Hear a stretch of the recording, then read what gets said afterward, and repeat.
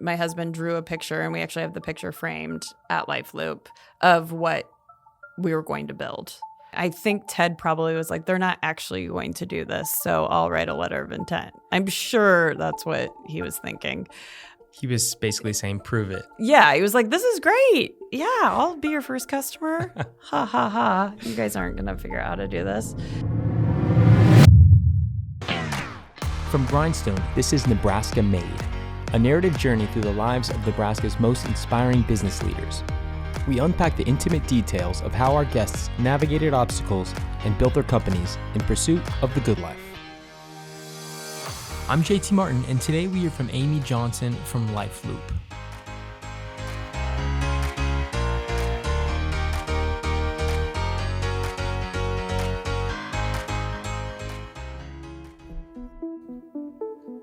Our guest today is from Fremont, Nebraska. I'm Amy Johnsom, the co-founder and CEO of LifeLoop. In 2015, Amy started LifeLoop, an operational technology platform for senior living communities that focuses on connecting families, residents, and staff. Well, back then, they had no idea that there would be a global pandemic that would put the entire industry into crisis. Today, they're on the front lines solving a huge need in the retirement community industry, and it's all happening right here in Nebraska.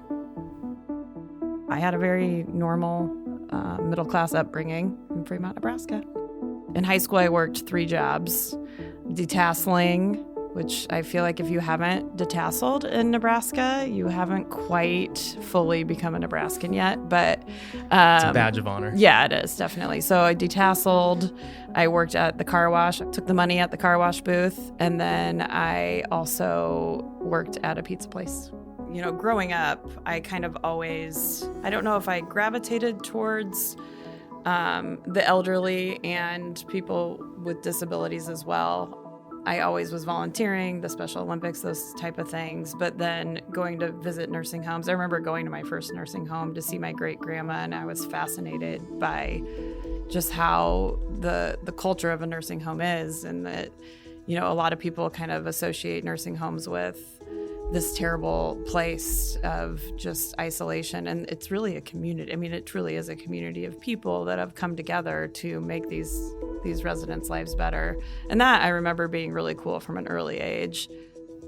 Did you notice that maybe there was a lack of communication, or people felt lonely, or? Yeah, I mean, you go into a nursing home and it can definitely be it was scary, I remember. I remember feeling like, whoa, what's going on? There's all these old people. But what's really cool is like you start to talk to these old people, and these are people that have the coolest stories I've ever heard. I went to the University of Nebraska, Lincoln, and when I went to college, I don't think I went with the purpose of graduating college. It was kind of funny. I remember I sat down with my advisor and I was like, you know, what else do I need to do? And she's like, actually, if you take these 3 classes, you'll graduate. And I was like, what? I'm going to graduate? This was actually not really, you know, my long-term plan. I mean, I always wanted to get an education, but it was more about the experience for me. So Amy graduates from UNL with a degree in family science, and originally she has no intentions of starting her own business. She takes her first job at Mutual of Omaha as a recruiter, where she stays for 7 years until she has her first child and decides to go work for her father-in-law's insurance brokerage. And it was there when they had the idea of LifeLoop. The idea actually came from my father-in-law, who I was working for, and my husband were talking about what's needed in the world, basically. It was kind of that larger discussion. And at the time, my father-in-law's mom was in a community. And so that was our family's problem, and that we had that gap in communication. Was there a specific communication gap that he mentioned that was really bothering him? Yes, it was just every time he would call the community, there'd be a new update and something more she needed. And it was typically not great news, right? Like she needs more help doing this, or this situation happened. And it was always like reactive, not proactive. He was the one who had to call them. Yes. They weren't calling him. Right. Was there a specific moment when you all sat down around the table and came up with this idea?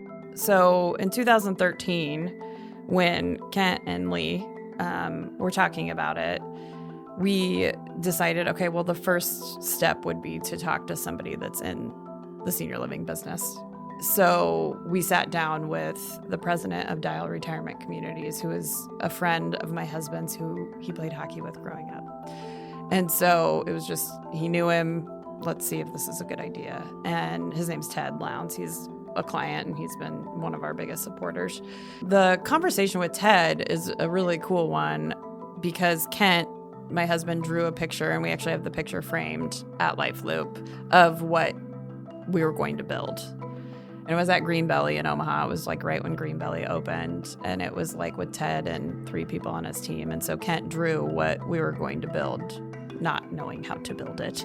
But it was just like a hand drawing on a piece of printer paper of boxes, and here's where the calendar is going to be. Here's the residence, basically our dashboard. What do you think his reaction was when your husband pulled out this sketching of a... I think Ted, well, and we actually just talked to Ted about it. We were laughing. I think Ted probably was like, they're not actually going to do this, so I'll write a letter of intent. I'm sure that's what he was thinking. He was basically saying, prove it. Yeah, he was like, this is great. Yeah, I'll be your first customer. Ha, ha, ha. You guys aren't going to figure out how to do this. And so, I think he thought, okay, we'll see what happens. So Kent comes back with this letter of intent. Were you guys just gung-ho from that minute forward? No, we didn't know how big of a deal it was. But we took it to Avature, and I remember Mark Griffiths being like, you guys, this is a really big deal. You have a client already. And we're like, it is? Okay. Well, what do we do now? So Kent and Phil were having meetings with these freelancers. But one of the freelancers was an MMA fighter in Germany and an ostrich farmer in Alabama. And we signed a contract to pay him $28,000. And it was going to be just our money, Kent and Phil and I. And we got like $5,000 into it. And we're like, we are in over our heads and this isn't going to work. So can we get out of that contract, or what's our options? And they were really cool. And this is what Ted is anticipating when he writes this letter. He says, yeah, you're going to go try to build this with an ostrich farmer. Yeah, like, exactly. Here you go. If you can figure it out, bring it back to me. That's kind of when it got real, was like, okay, we have to figure this out. We have a client and we don't have a product. And that's really, really when I got involved. Because I'm probably the most, the person that will dig in the most in terms of the end user. And so I went and spent a lot of time in communities with activity staff, with front desk folks to figure out where are the gaps? Why is this such a problem? Was there any process that struck you as particularly archaic? Oh my gosh, my first pitch deck, I always started it with the actual sticky notes that I found in doing research. And, everybody's so worried about HIPAA and so worried about, I'm like, you guys, like, literally on a sticky note is how your communities are communicating. It's one of the sticky notes I'll never forget is make sure you check on John after he lets out his dog. That was like the shift change note.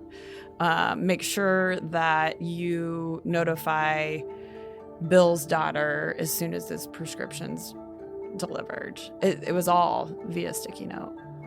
My other favorite TED conversation was how we named LifeLoop, because we were struggling. We had some bad names. We had some really bad names, like TrueView. I don't know, Qualicare was one of them. All of our code, Kinexus, like KIN. Oh, no. EXUS, bad. And so we weren't settled on a name. And I was meeting with Ted, and I was like, yeah, we're struggling with the name. And I'm like, it's just like all about keeping people in the loop. And he's like, what about LifeLoop? And I'm like, okay, I like it. And that's kind of, it stuck. And then we had a buddy who has a great branding business now. At the time, it was just freelance that he did it for us. But created a logo, and that's how it all went. That's great. And he created the logo when we were out to dinner on a napkin, which is also a lot of napkin sketches stuff. Yeah, the best conversations over a glass of wine and trying to figure something out. So Amy and her husband Kent and their co-founder Philip have this letter of intent from Dial Senior Living, which is a big player in the retirement community. They have 20 senior living communities throughout the United States, and a letter of intent is huge in that it's a document declaring a commitment to do business. It means that you can start hiring people, taking out loans, and raising funding. And raising funding is exactly what they did in 2016 when a big pitch competition came to town called Rise of the Rest, an event that drew 650 attendees to the Rococo Theater in downtown Lincoln to see who would take home the grand prize of a $100,000 round of investment.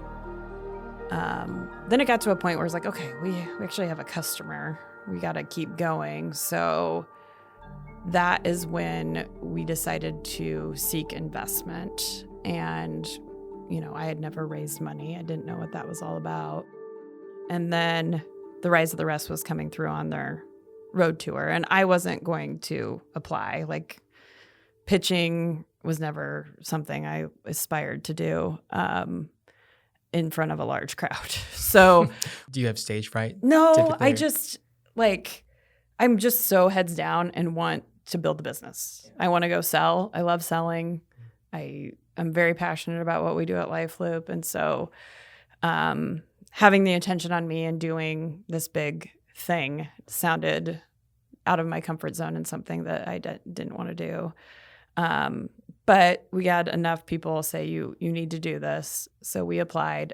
Do you remember how the pitch went? Do you remember the reactions of the judges? Were the judges sitting in front of you? It's funny. I think I knew all of the judges personally. So that I wasn't so worried about. The judges, like I knew it well enough. I was nervous, but it was just to the point where I was like, what do I have to lose? This is fun.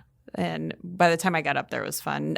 Nick, who runs our sales team, who's been part of LifeLoop since the beginning, was right by me. And I was like, I don't think I can do this. Like for the first hour leading up to it, because we sat there forever. And then thank goodness for him, he just kind of talked me off the ledge. And he's like, it's not that big of a deal. Just go up there, do your thing. You know it well. And use the sticky notes in the pitch from Yeah. Oh yeah, I still have that. So everybody pitched. I think there was 7 companies that pitched, and they asked everybody questions. It was at the Rococo, so it was a big venue.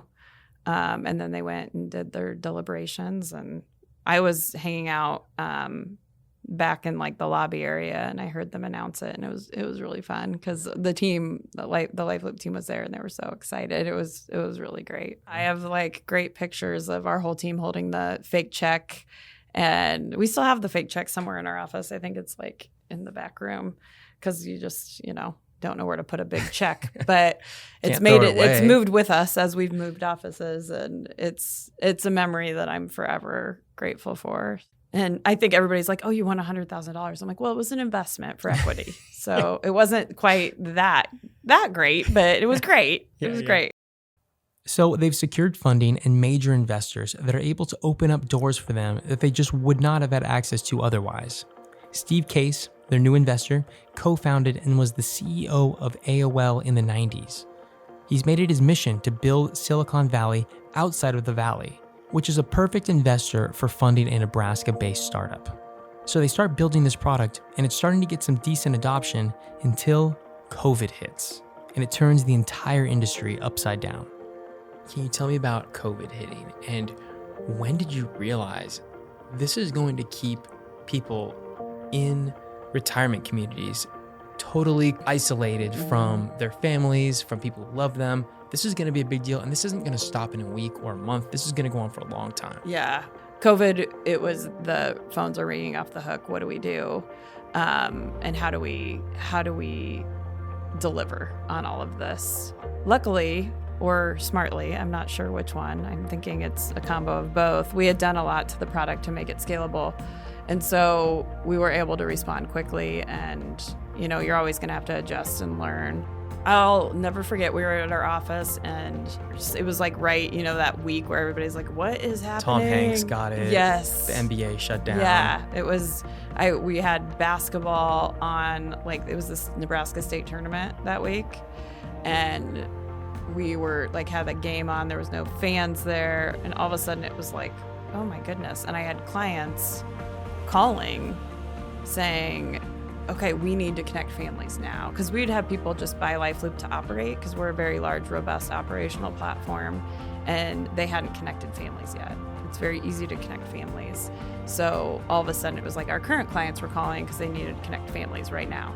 Do you think that elderly care might have a bit of an innovation lag? I think COVID changed everything. Before COVID, yes, but now I think it's been very clear, like these processes and this technology, not just LifeLoop, but several technologies, of course, need to be in place because you never know what's going to happen. Selling LifeLoop pre-COVID was like so obvious to, of course, our team, but it was not as obvious to our clients, and COVID changed that. We tripled in size of our team and our clients, and it was a big year. It was exhausting, a lot of growing pains, but I do think it changed how senior living will innovate. What was it about starting LifeLoop here in Nebraska do you think made it take off? You know, it was Nebraska's home, so it was never like a question of where we would start a company. But I think the taking off part and why it was successful is a lot of different things. I think you find talent that's hardworking and positive, which is hard to do, especially for technology. I think the other piece is just, obviously the cost of living is lower. It's more reasonable to start a company financially here. But I would say, the talent and the hardworking is probably like the bigger thing. And just people willing to dig in and figure out problems. Today, you can find LifeLoop software in over 700 retirement communities across 47 states. In the coming years, Amy and her team will be growing out their resident app, an offering which Amy says will create a way for residents to sign up for community events and connect with other residents to help fight loneliness. I'm JT Martin, and this has been a Grindstone production. Grindstone is one of the premier production and marketing firms here in Lincoln, offering everything you need to grow your business, from video and podcast production to social media management and media buying. You can learn more by visiting grindstoneagency.com. What was it that you saw that was like, maybe I'll start something myself? I was never obsessed with the idea of running a tech company. That has never occurred to me. You didn't want to move to San Francisco and be a tech entrepreneur? No.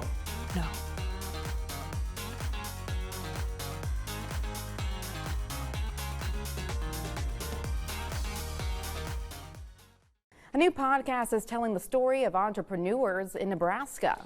It started just in time for the pandemic and has big hopes of highlighting hardworking Nebraskans. New at 6, 10 11 Now's Madison Pitch has more.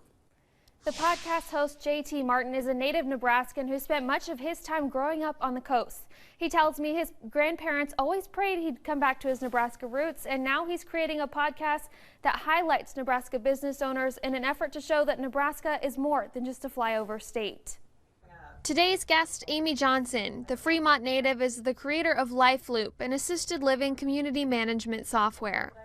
Martin and his guests go through their business beginnings, talking about what starting a business in Nebraska is like. This is a new show about Nebraskans for Nebraskans. There aren't many publications that are about Nebraskans for Nebraskans. So far, he and his team have made 25 podcasts since the fall of last year, with people like the owner of Dorothy Lynch, Adjuvance Technologies, Penlink, Cerro Cider, Acuvera, Speedway Motors, and Russ's Market. To be able to hear about the lives of these business leaders and how they got to where they are. It wasn't all, $1 million investments. He says sharing their story is rewarding. There's so many awesome things that are going to happen to Nebraska in the next decade. Really just want to share more stories of really interesting people and just continue to make sure that Nebraska is on the map inside of not only the Silicon Prairie, but just nationally and internationally as well. One famous Nebraskan they really want to get on their show? Warren, if you're out there, we'd love to have you. The podcast is available on Apple Podcasts and Spotify, and the video versions are on Facebook, YouTube, and Instagram.